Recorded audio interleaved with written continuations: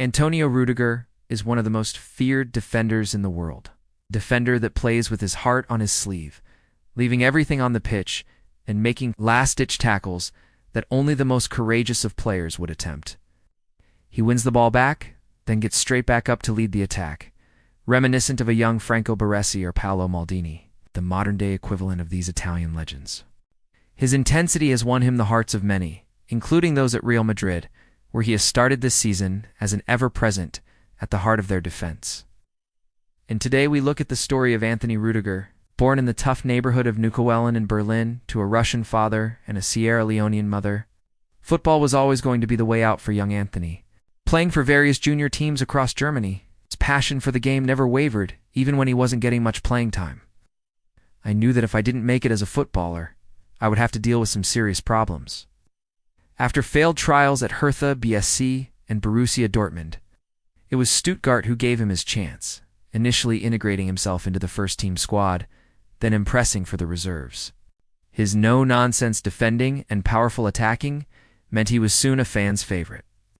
It was unlong before he caught the eye of bigger clubs, and it was Chelsea who came calling in 2017. He may have cost £34 million. But within a few months of his arrival, he had become a regular starter, forming an excellent partnership with David Luiz, although he did have moments like this which went viral. The same could be said for his celebration of every single tackle he made, whether it was a light challenge or a last-ditch tackle to prevent a goal. This tackle against Tottenham's Harry Kane in 2019 divided the internet. Some thought it was the most cynical challenge ever, while others praised Rüdiger for sticking his foot in and denying Kane a clear goal-scoring opportunity.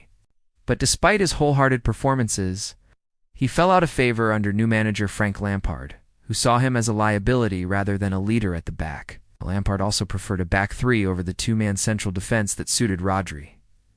On top of this, he picked up an injury which kept him out for several months, leaving him questioning his future at the club. All the while, rumors were circulating of a move to Paris Saint-Germain. However, the arrival of Thomas Tuchel turned things around for the German international.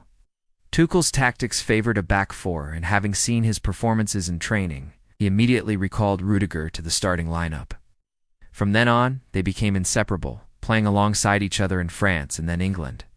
It wasn't just the system that suited Rüdiger, but also the more man-oriented approach of Tuchel, meaning he could play alongside any center-back. His displays in the 2020 Champions League final against Manchester City were immense, coming out on top in almost every aerial duel and making crucial interceptions as well as blocks. After the game, when asked what he had said to his teammates during halftime, Rüdiger revealed, "I told them at halftime, we have to do everything. Now it's man versus man, and we have to win every duel. No excuses." The best part of the interview was when he was asked about his celebration after scoring in extra time. It was the most intense game I've ever played. It was stop, go, stop, go. I tapped the guy on my left shoulder and said, "We need a goal." Then the cross came in. I don't know how I scored. I think my foot was pointing to the moon. I was just thankful to score. I can't explain it. Although this may have been the highlight of his Chelsea career, it was not without controversy. In the semi-final second leg against Real Madrid, he pulled a similar challenge to the one against Harry Kane, this time taking out Madrid's Rüdiger with a reckless challenge that could have broken his leg. Despite this, he was still a fan's favorite. But following the success of the European Championships with Germany in 2021, he returned to find his place in the starting lineup, taken by the impressive Trevoh Chalobah. With Antonio not happy with his bit-part role, he was dropped from the squad completely for the next Premier League game against Newcastle. While the club attempted to tie down their star defender, he refused to put pen to paper, and the club then put him up for sale. Many expected him to join PSG, but against all odds, it was Real Madrid who won the race for his signature. At the Bernabeu, he slotted seamlessly into the side, adapting quickly to the high-intensity style of play. He formed a strong bond with David Alaba, allowing Madrid to concede fewer goals and remain in the hunt for all three trophies once again. He helped the team keep a clean sheet in the El Clásico against Barcelona, then scored in the return fixture at the Camp Nou, celebrating in front of the hardcore coolers. But it was his overall leadership and never-say-die attitude that won over the fans.